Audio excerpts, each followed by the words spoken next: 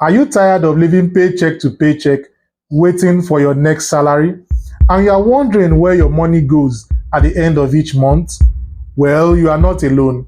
Several years ago, I had a similar experience and I kept on wondering where my money was actually going to until I learned how to master my finances, starting with a budget that works for you. Yes, you.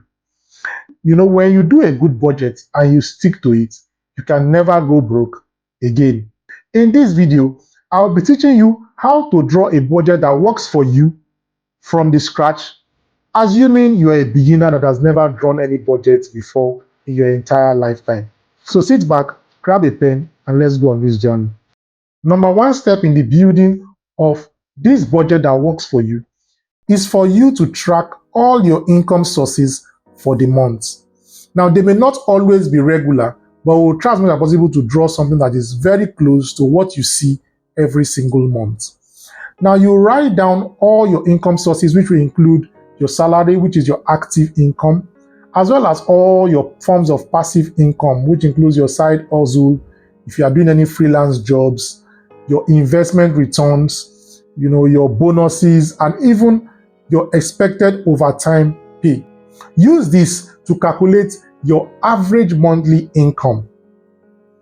Now, for the purpose of this discussion, I will be using my own average income as $10,000, which is what we are going to be using throughout this entire discussion, and you could do yours to be sure that it works just for you. The next step after writing down all your sources of income for the month is to write down in another column all the necessary spendings or the average spendings you take in every month. To make it more effective and representative, you can also use the receipts that you have used over several months, keep them, and you can use them to generate your average spendings every single month. Now, this could look more like trash to you, but it is one of the ways in which you can secure your financial future, because every single receipt here tells how much you spend every single month on groceries, on even your outings, or even things as simple as your subscriptions. So now that we've gathered all our receipts from our groceries, our eating out, our spendings, as well as even our rents, the next thing to do is to categorize this expenditure into two columns. One is our necessities. These are spendings that there is nothing you can do about it. You must spend this so long you are alive. And this includes things like your housing rent, your utility bills, your phone bills, your internet bills, your water, your electricity, even your gas bills. Also, you cannot do without your food, your groceries. You can't do without transportation because you need to get to work for those who do jobs where you need to go to work and you don't work from home. You also need to pay your insurance depending on the city you live. We're also talking about the maintenance cost, and if you have any debt that you have to pay, this also falls under your necessity. Now, after writing out all our essential expenses, we need to do another column for the non-essential expenses. Now, these are expenses that they used to term all work and no play makes Jack a da da da da da. We need this in order to keep our dopamine levels high.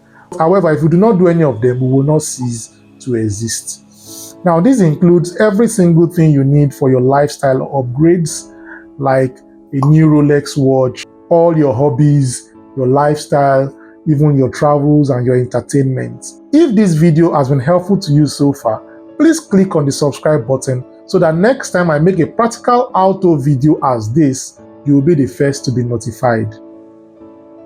Now that we are done with that, let's go on with our financial education series.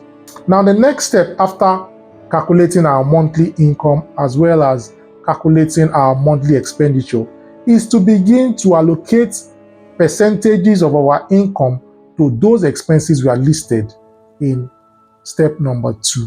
Now, generally speaking, it is recommended that your necessities should not be more than 50% of your monthly income, which is, for my own annotative description, we are using $5,000.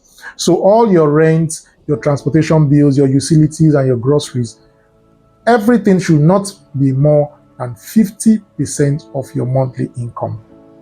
For the non-essential spendings, which are things that just helps you to keep your dopamine levels high, makes you happy, and keeps you feel like a human, you should not spend more than 20% of your monthly income on those. And this is because human wants are insatiable. You could decide to use 100% of your income on that and you will still not feel satisfied. So why not take it down and keep it minimal as possible? Now the remaining 30% is what we use for our savings as well as our debt repayment. Now for this to work exactly for you, you may need to do some modifications. However, make sure that whatever modification you are making is in order to increase the 30% for your savings as well as your paying off of your debts, because this is the only way you can get out of all those debts and be financially free. After assigning the percentages for necessities and the non-necessity spendings every single month, we need to be more specific about each content of the column. That is, give a particular percentage or a particular amount to your housing, give a particular amount to that for food, give a particular amount for transportation, and for the non-necessities, give a particular amount for your travel and your monthly upgrade. Sometimes the money that you allocate for things like travels, lifestyle may not be sufficient enough for you to spend every month, which means you need to accumulate them over a period of months, and you may end up saving for your vacation once or twice in a year rather than spending for vacations every single month and not having any savings in your account. This is what my monthly budget looks like, which I wish I had known when I was 19. You could also use some apps to help you out with the budgeting. However, I know some of us like to make it as practical as possible, which is the purpose of this video. It's important for me to state here that budgeting is a skill that you learn over the months and it keeps getting better over and over again. The next step after you have done the first 4 steps I've told you is to monitor and adjust according to how you see things play out. Compare your budget of previous months with next month and with subsequent months for you to be able to get a perfect budget that works exactly for you. Remember that budgeting is a process which requires patience and consistency. As you go on with the months, your budgeting skill will begin to improve and you find out that you will be able to develop a budget that simply works for you. Let me know in the comment section what you were doing differently and what you also start doing now after watching this video. I know you want to develop your financial educational skills. Please click on this video now.